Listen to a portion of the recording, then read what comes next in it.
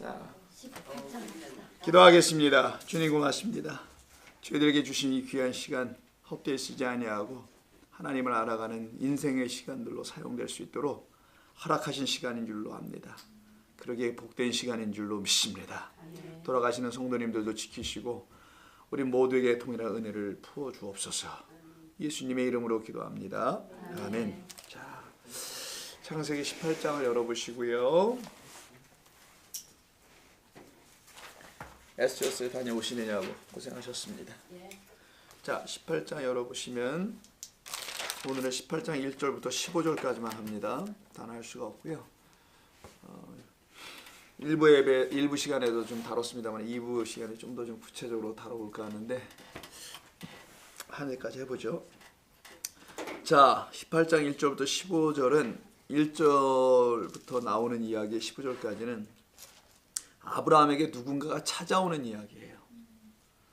자, 아브라함에게 누군가가 찾아와서 그 아브라함에게 어떤 약속을 다시 각인시켜 줍니다. 그러니까 예전에 했던 약속을 재확인하는 거예요. 그래서 그걸 우리가 각인시킨다 그러죠. 각을 파서 도장을 딱 찍어준다. 이게 각인한다는 겁니다. 그러니까 한 번 한 얘기가 아니라는 거예요. 얘기는요. 그게 10절이에요. 10절부터 먼저 봅니다. 그가 이르시되, 찾아왔다는 그분이에요. 아브라함을. 그가 이르시되 내년 이맘때 내가 반드시 네게로 돌아오리라. 내 아내 사라에게 아들이 있으리라 하시니 사라가 그 뒤 장막문에서 들었더라 라고 되어 있죠. 요 말을 이루게 하기 위해서 누군가가 아브라함에게 옵니다. 이것은 예전에 이미 하나님께서 아브라함에게 주셨던 약속이었잖아요. 그 약속을 제3 확인하는 거죠. 그래서 이걸 하나님께서 확인하는 과정에서는 누군가를 보내셔서 합니다. 특별하게. 지금까지 전부 다 하나님께서 직접 말씀하셨어요. 꿈에서, 환상에서, 어떤 소리로, 음성으로 다양하게. 근데 이번에는 어떤 사람들이 아예 찾아와가지고 그들로 하여금 그 얘기를 직접 듣게 합니다. 이게 좀 18장의 특징이라는 거예요. 자, 그렇다면 18장 1절을 보시면 이렇게 시작합니다. 주어가 누구예요? 여호와라고 되어 있죠. 제호바, 야훼라는 하나님이 주어, 서브젝트로 되어 있습니다. 근데 1절과 2절을 다 함께 읽어봐야 돼요. 왜냐하면 2절에서는 주어가 바뀌어요. 누구로 바뀝니까? 눈을 들어본 즉 사람 셋이 맞은편에 서서 그 셋이 등장을 하죠. 갑자기. 근데 여호와께서 마물의 상수리 나무들이 있는 곳에서 아브라함에게 나타나셨다라고 되어 있는데 실제로 나타난 사람은 2절에 보니까 사람 셋이 나타나요. 이게 무슨 말일까라는 것부터 이해한다는 겁니다. 자, 그럼 18장을 말씀드린 대로 누군가의 나타남이네. 그게 누군가를 보니까 하나님이야. 하나님이 나타나시는데 하나님은 알 수 있습니까? 나타나셔도 여러분이 모른단 말이에요. 그래서 영적으로 깨어있는 자들만 하나님이 나와 동행하시고 내 옆에 계시고 내 안에 계신 것을 알까 모를까. 그래서 하나님은 보이지 않기 때문에 어떤 사람에게만 보이는 거야. 진짜 또 보인다니까 뭐 헛개비를 봤다, 나 하나님 봤다, 이런 걸 보인다고 하는 게 아니라 나와 동행하신 하나님은 영이시기 때문에 하나님은 영이시니 예배하는 자가 그러니까 육으로 예배할 수가 없어. 영과 그분이 주신 말씀 안에서 신령과 진정, in spirit and words라고 되어 있는 거라서 신령과 진정으로 예배하라 이렇게 되어 있죠. 예배할 때 그 하나님이 영이시란 말이에요. 그 영이 나타나면 알 재간이 없어. 그런데 어떤 자들은 알아요. 그 사람이 바로 이제 아브라함이 되는 건데, 그래서 우리가 하나님의 나타나심을 알 길이 없는 우리들에게 사람의 모양으로 나타나셔서 그 하나님의 역할을 대신해 주는 그 누군가가 아브라함에게 찾아옵니다. 그럼 이게 복일까 저줄까? 자, 뭐 묻는 질문 자체가 유치했어 좀 약간. 여러분들가 굉장히 무시하고 하는 질문이지 이게 어떻게 질문이라고 던져 이걸, 그죠? 예라고 대답하는 거 보니까 굉장히 유치하시네요. 자, 그래서 생각해 보자고요. 여호와 하나님 보이지 않습니다. 그러니 보이는 누군가를 보내줘야 되죠. 그래서 보내심을 받은 자들이 오는 거예요, 이 땅에. 그래서 그 앞에 많은 자들이 와요. 우리 앞에 많은 자들이 오죠. 그걸 믿음의 선진들이라고 하는 겁니다. 그게 성경에서 뭐 아브라함이라고 할 수도 있고 여러 가지 사람들이 되기도 하는데, 특별히 이제 아브라함에 나타나는 것은 어떤 세 사람이 찾아오게 됩니다. 이 세 사람이 와서 이야기하는 내용을 가만히 들어보니까 좀 전에 우리가 읽었던 것처럼 아들 준다 뭐 이런 얘기야. 사라를 통해서 넌 아들을 갖게 될 것이라는 이런 아주 굿뉴스를 주는, 이걸 복음이라고 하는 거예요. 그래서 어떤 사람에게 그래서 아들 낳는 게 굿뉴스가 되는 거야.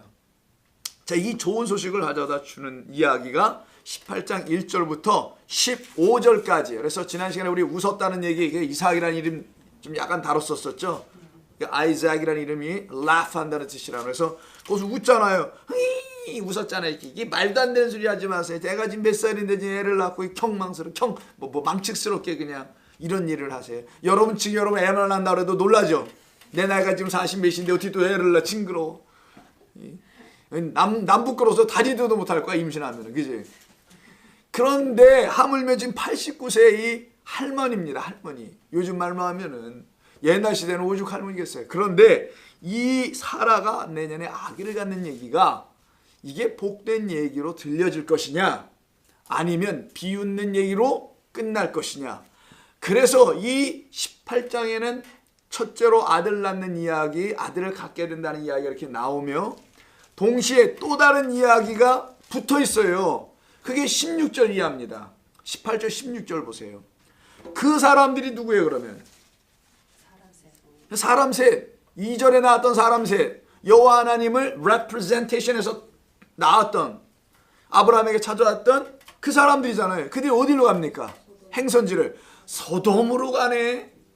그 유명한 소금의 땅이라는 소돔이죠. 지금은 소금이지만 옛날에는 소금이 아니었단 말이야. 이 소돔이라는 땅으로 불이란 뜻이에요. 불이 이마다 뭐 불로 태워지다 이런 뜻이. 그래서 결국 거기가 바다가 되지 않습니까? 불 심판을 받게 되는데 거길로 이들이 가요. 그러면 자, 이 두 이야기, 하나는 아브라함에게 이야기. 자, 아브라함은 어디서 삽니까? 이거 마치는 사람에게 내가 오늘 그냥 또 아이스크림 하나 사줘야 되겠어. 자, 헤브론. 급해 지금. 그냥 헤브론 가자고요. 아브라함은 헤브론에 살아요. 아브라함은 헤브론에 사는 사람이에요. 이게 어디 나오냐? 13장 18절에 나와요. 찾아가 보시겠습니다.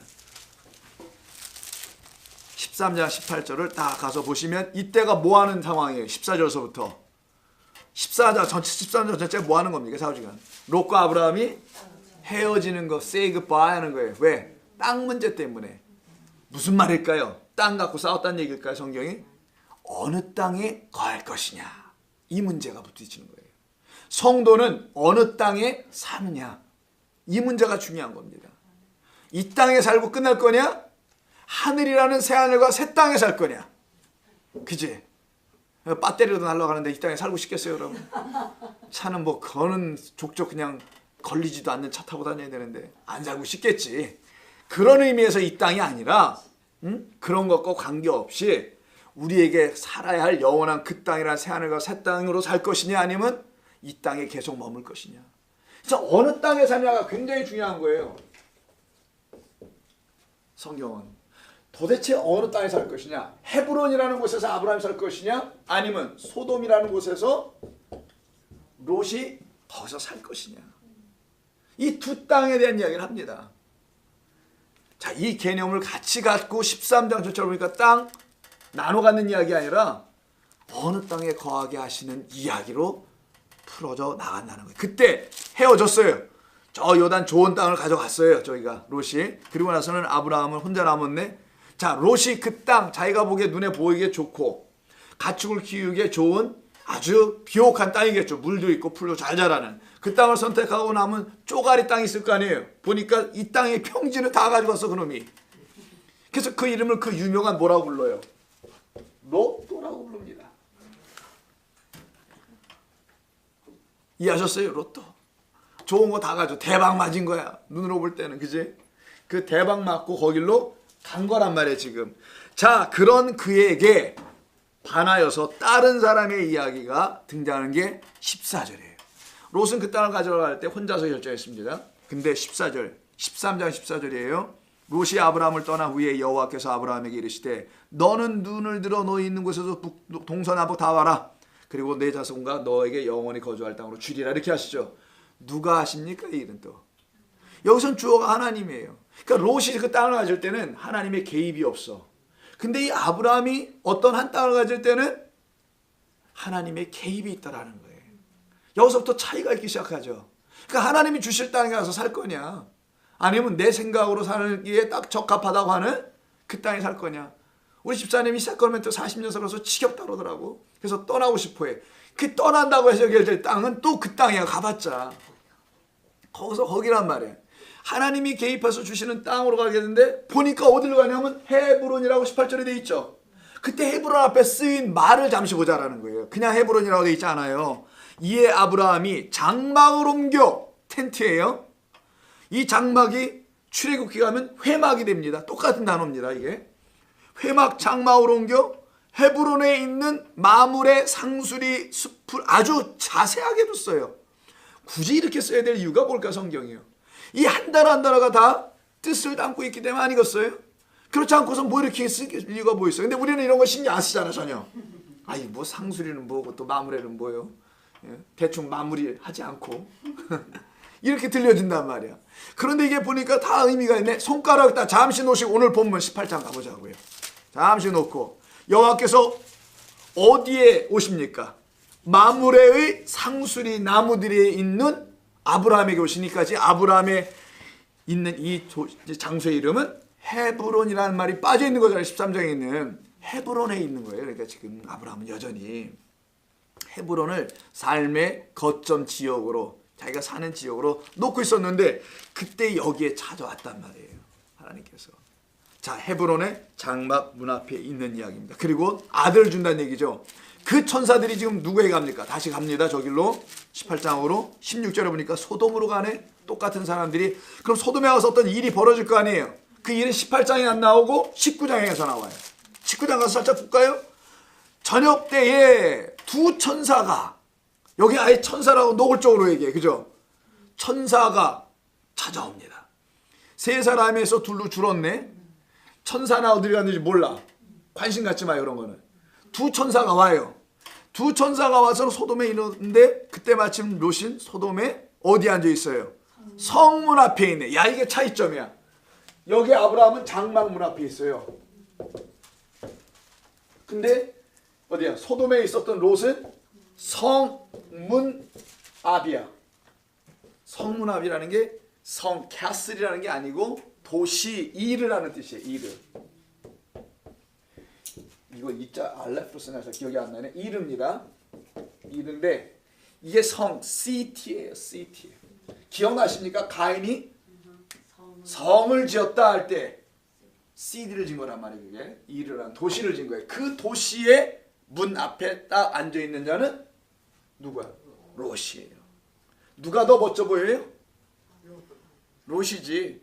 여러분 생각을 해보세요. 장막문 앞에 앉아가지고 뭐 그렇게 영광을 보겠어. 얼마나 불편한데 장막에 산다는 게. 여러분 지금 여러분이 사는 곳이 불편하다고 생각하시는 분들 한번 생각해 보세요. 손으로. 딱 한 분은 있어요. 적어도. 이게 사람이 사는 데인지 이게 우리간이 잘 몰라. 이렇게 생각하는 사람도 있을 거예요. 분명히. 텐트에서 살면 오죽하겠냐고요. 얼마나 불편해요. 닦기를 제대로 닦습니까? 여러분 노매드들이 닦기를 제대로 닦아요. 그래서 그분들은 피부 색깔이 안 닦아서 그렇게 됐나 봐요. 진해졌나 봐. 유전적으로 그런 게 아니라 닦질 못해가지고 피부가 그렇게 바뀐 것 같아요. 그래도. 그래서 여러분 중에 지금 그걸 피부로 가리냐고 허연 걸로 다 바르고 오신 거잖아 지금.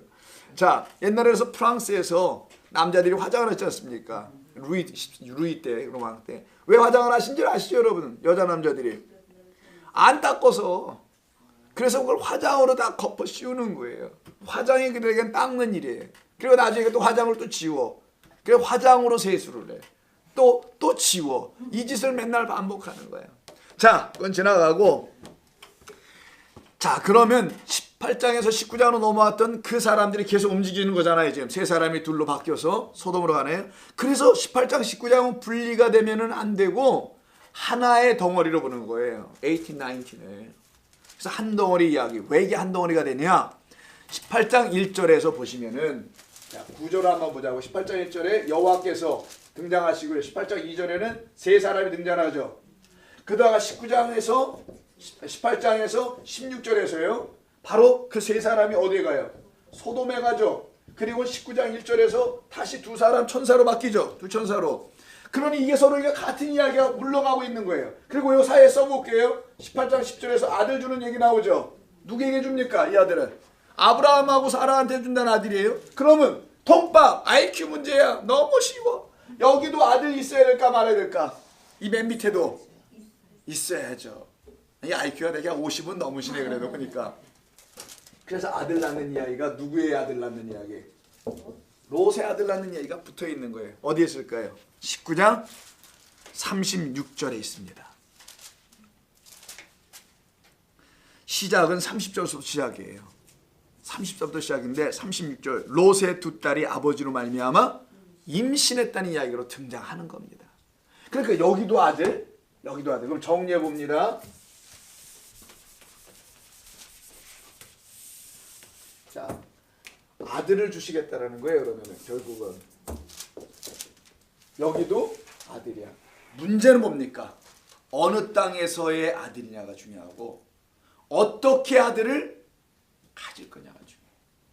성문 앞에서 갖는 아들일 거냐? 아니면 장막문에서 갖는 아들일 거냐? 세 사람 축복을 해주는 복을 주는 사람으로 말미암아 갖는 아들을 받을 거냐? 아니면은 심판이 임해서는 여기 이미 심판이 임한 끝에 갖게 되는 아들을 가질 거냐? 나누는 겁니다 이게 지금. 이런 얘기가 지금 이 두 이야기 속에 흘러가고 있는 거예요. 이런 큰 스트럭처 구조를 보시고 18장 19장을 이해하셔야만 이 본래 뜻을 접근하여 이해할 수가 있게 되게 됩니다. 자, 그렇게 될 때 그럼 도대체 18장에서 말하려고 하는 그 아들 줌이라는 것은 도대체 어떤 아들을 주겠다는 건가? 자, 말씀드린 대로 18장 10절이 키워드라 그랬죠. 그가 이르시되 내년 이맘때 내가 반드시 내게로 돌아올 거요. 내 아내 사라가 아들을 갖게 될 거예요. 이거 처음 하신 거예요? 여러 번 걸쳐서 많이 얘기했잖아요. 여러 번 걸쳐서 얘기했으니까 그걸 뭐라고 부릅니까? 약속이라고 그러죠. 이걸 약속을 해주셨단 말이에요. 근데 여러 번에 걸쳐서 확증을 자꾸 해준단 말이에요.